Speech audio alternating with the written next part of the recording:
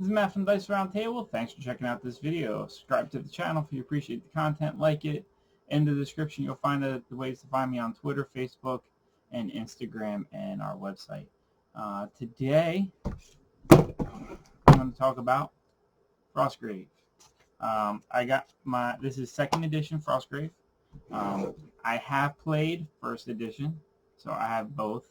I've done first edition with my wife and a couple other people, and we had lots of fun with it. I had a friend that never played first. They wanted to try second, so we went ahead and finally got a game in of second edition, and it was their first run through from it. And I can definitely feel the game is the same overall. I do enjoy Frostgrave. I think it's a really great game. I love how it's set up with the ability to use like any miniatures you want. If you checked out one of my painting videos, you saw I picked up some Reaper Bones creatures and D&D miniatures. So I'm making a curator warband, so it's all monsters. Basically a wizard recruits monsters and is teaching them magic and using them to help protect the treasures that are the new residents, the monsters. So I thought that was a cool little thing to do. Overall, though, I've never been a let's see what the best thing is. I do like the new limits on the war bands, but at the same time, the person I played brought a spell mix that, after seeing it used, has me curious on a couple spells. So the combat system, love it. I really enjoy the randomness. It's a very random game with a d20, so if you roll good, you roll good. But I definitely feel like second edition is solid. I do like the new ways for the warband construction, and it's just some initial thoughts from my first game of it. I do have some concerns with the spells. I understand that there's a lot of effort put into the spells.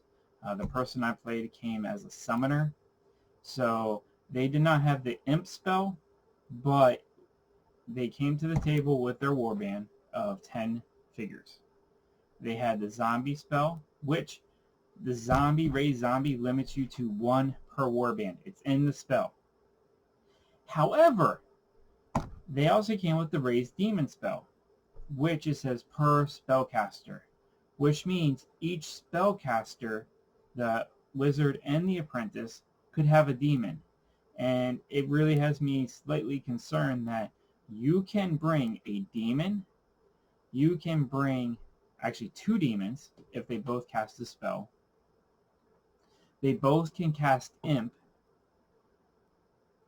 but a zombie, which is weaker, you can only bring 1 of those to a warband.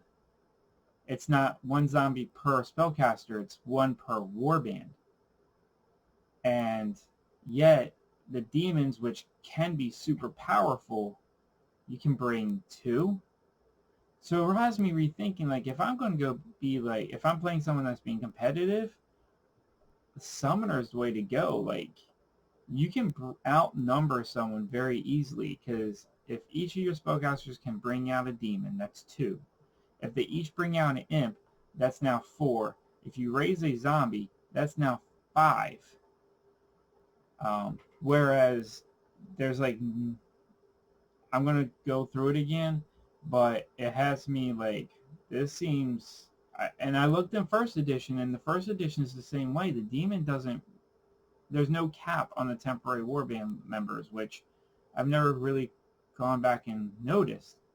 But after this game, it's made me go, huh, why is like an animal companion, if I'm a witch and I get an animal, does it replace a warband member? Yet the entire summoner thing doesn't replace warband members, but enhances the warband.